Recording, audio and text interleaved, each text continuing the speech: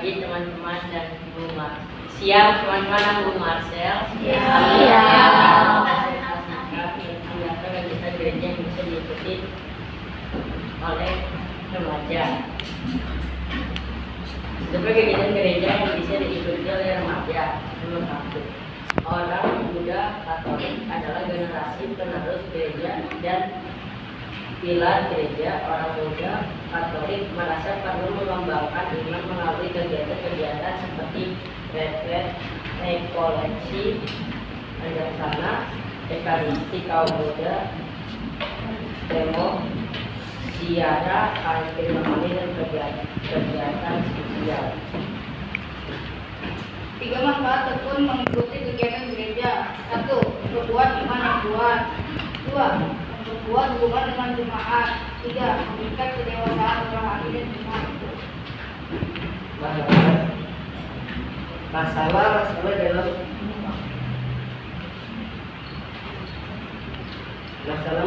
dalam kegiatan gereja. Kan prosesi tidak sesuai, biasanya prosesi diikuti urutan tertentu seperti salib, prosesi di depan diikuti lilin, kitab suci, lalu iman dan selesainya. Kemudian atribut-atribut jika atribut seperti salib, lilin atau tongkat, paspor tidak digunakan dengan benar, ini merupakan masalah.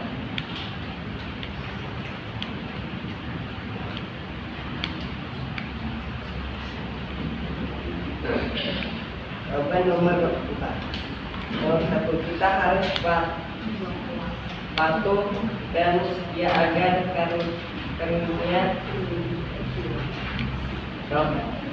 agar diberi karunia dari Roh Kudus.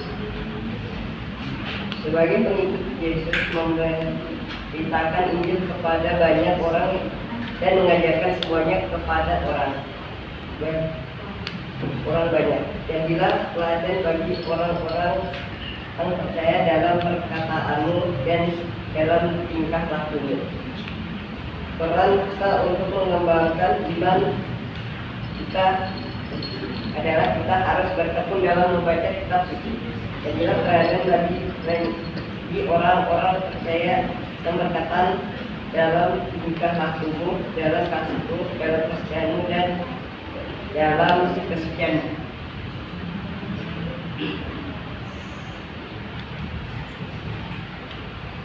Sesi tanya jawab.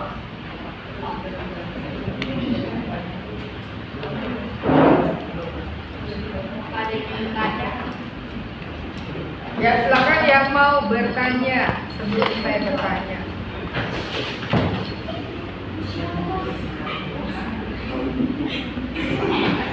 Sakit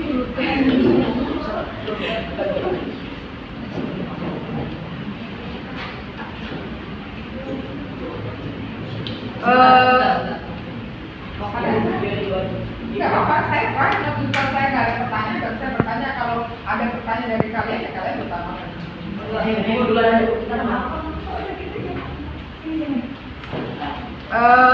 Ya, apakah kelompok memahami kan ini dalam halaman yang daftar kegiatan gereja yang bisa diikuti remaja menuliskan anjangsana. Tahu artinya anjangsana? Yang daftar kegiatan gereja yang bisa diikuti. Tahu artinya anjangsana?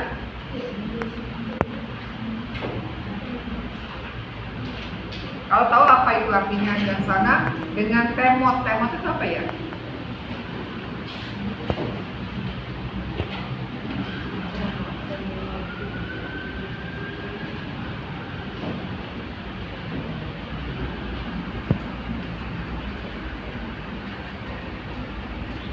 Sunyi senyap. Padahal bukan malam Natal.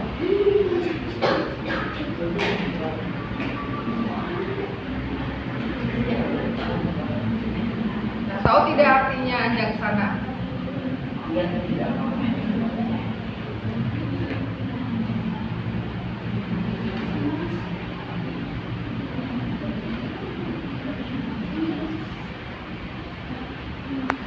Siapa yang tahu itu anjang sana artinya apa? Anjang sana ada yang tahu? Anjang sana.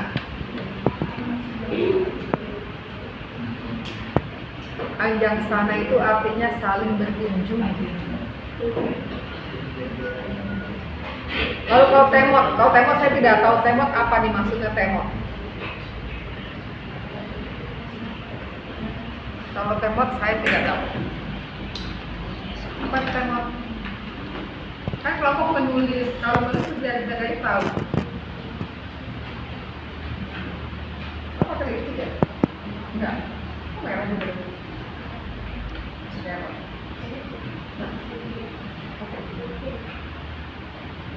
Jangan pakai doang dan netral, natural. Apa temot artinya? Saya nggak tahu. Saya sendiri nggak tahu temot itu apa ya. Temot kan itu temot nih. Temot. Lihat. Panjang sana, ekaristik kaum muda, lalu temot. Nah, saya tidak tahu temot, maka saya bertanya temot itu artinya apa.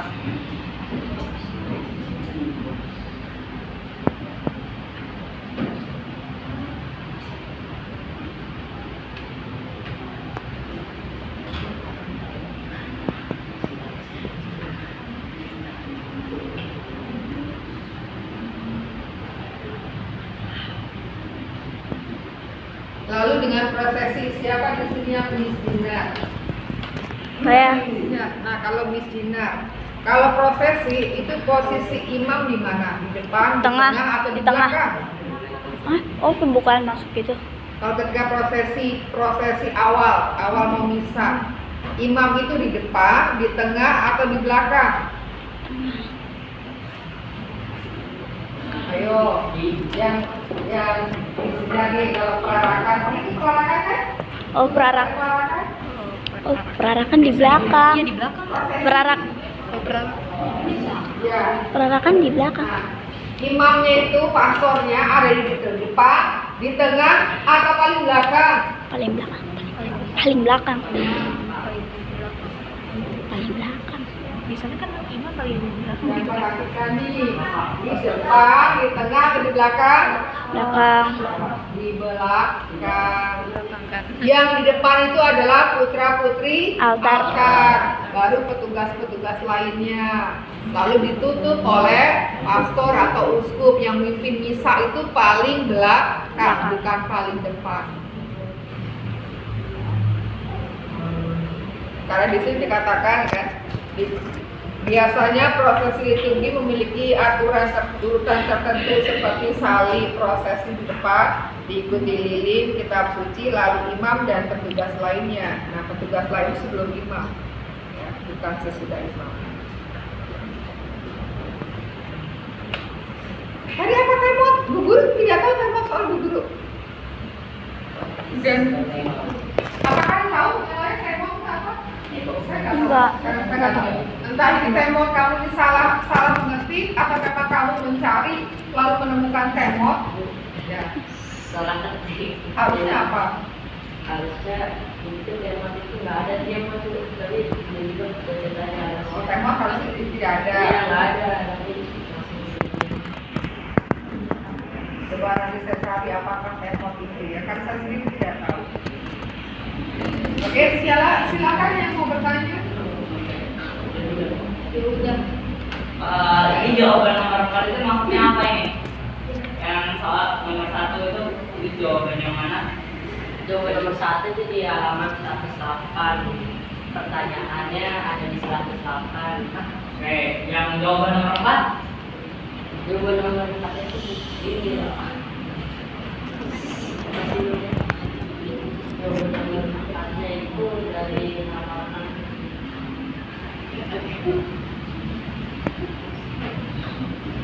Kata tuh ini cuma diganti tuh ada 107 sama 108 sih bu. Ada 4 lagi. 105 nya mana? Ada 105 nya? 105.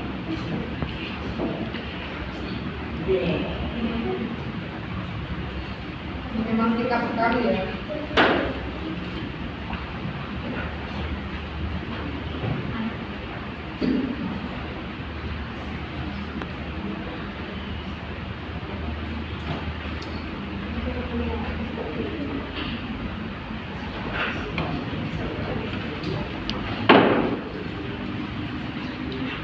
Ayo jawabnya apa? Ini jangan kelamaan durasi. Orang nonton orang diam.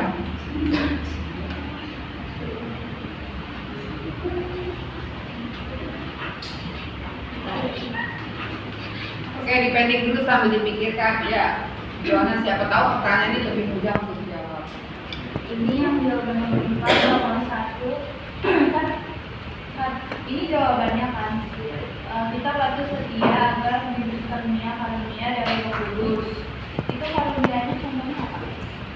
Contoh dari karunia Kudus itu misalnya talenta atau bakat yang kita punya.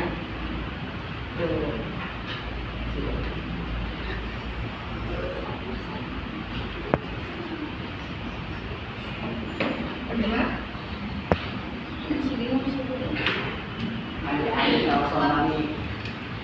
Tanya yang lain sih, ini kan nomor 2 sebagai pengikut Yesus kita harus memberitakan Injil kepada banyak orang dan mengajarkan semuanya itu kepada orang banyak. Jadilah teladan bagi orang-orang percaya dalam perkataanmu dan dalam lakuanmu. Itu maksudnya gimana? Ada di pertanyaan 108 itu jawabannya. Tapi pertanyaan nggak ditulis. Tadi kan kita nggak tahu. Jadilah teladan itu teladan gimana?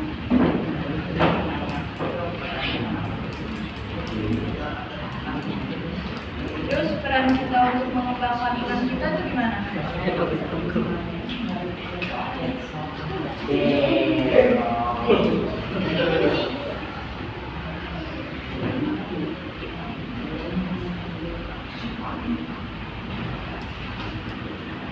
Kan soal Nomor 1, nomor 2, nomor 3. kan nomor 2 jadi mana kali saya sebagai para pengikut Yesus. Para pengikut itu sebagai pengikut Yesus kita harus memberitakan Injil kepada banyak orang. Iya, itu kan itu jawabannya. Jadi teladan, teladannya bagaimana? Teladannya itu apa?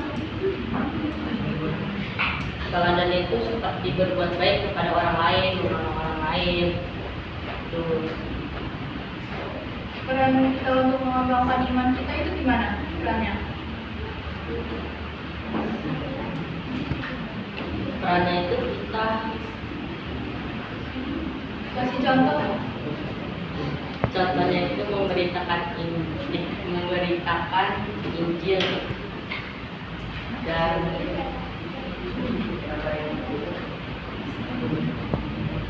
memberitakan Injil dan memberitakan kebenaran kepada orang banyak. Beritakan apa? Injil apa? Injil dari mana? Injil dari Alkitab. Nama Injilnya? Saya nggak tahu nama Injilnya. Angel, nggak tahu nama Injilnya. Lukas, Matius, Markus, Yohanes itu. Peningkatan kedewasaan rohani dan iman itu gimana maksudnya?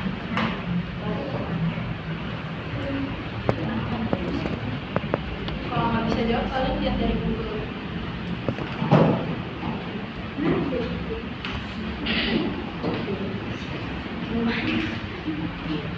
Kan tidak manfaat tekun mengikuti kegiatan gereja. Nomor 3 itu meningkatkan kedewasaan rohani dan iman. Itu kedewasaan rohaninya di mana?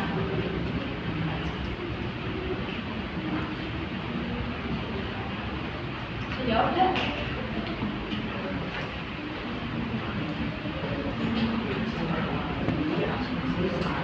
Terus memperkuat hubungan dengan umat itu gimana contohnya? Satu-satu. Sama mereka bingung.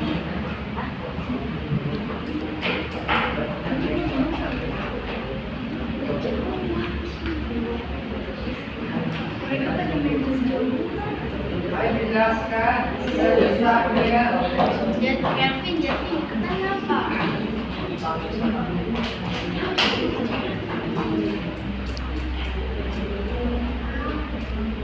Ini kan banyak nih.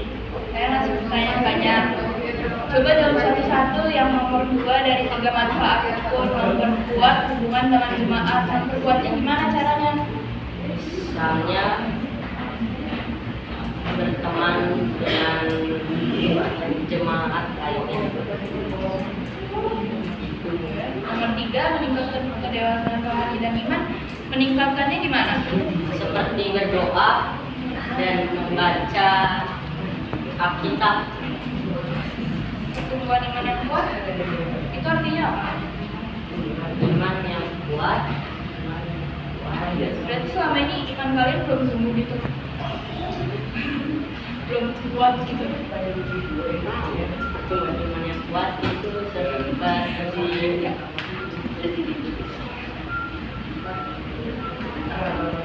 Oke, sekarang Rajin nanya gereja. berondong. Joanna, nanya berondong. Satu ini, saya nggak ngerti soalnya. Tapi kawan Oke, ya udah, ya udah. Kan di peraturannya Bung Marcel kan salah satunya itu ditulis harus ada pertanyaannya dan harus ada soalnya.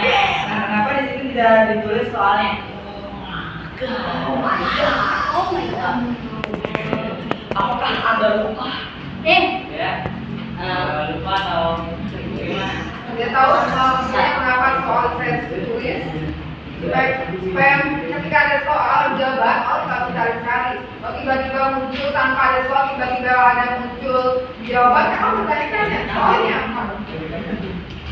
Soalnya dijawab cara panjang. Saya kira cuma jawabannya itu yang harus ditaruh. Makanya soalnya Itu bukan alasan dong. soalnya baru. Dan terlalu tidak tepat ya kan? Ada kan ditulis Itu udah ditulis di grup. Lupa. Lupa Kita atau cuma baca. kita cuma membaca, habis itu cari Baca. Ya, membaca yang enggak? biasakan literasinya itu diterapkan. Membaca itu sampai selesai. Jangan bacanya separuh, belum jelas, sudah ternyata tidak sesuai dengan panduan. Oke, kalau begitu silakan kesimpulannya dan ditutup. kesimpulannya itu kita harus terus percaya dan taat kepada Tuhan dan tekun melayani Tuhan dan terima kasih. Oke.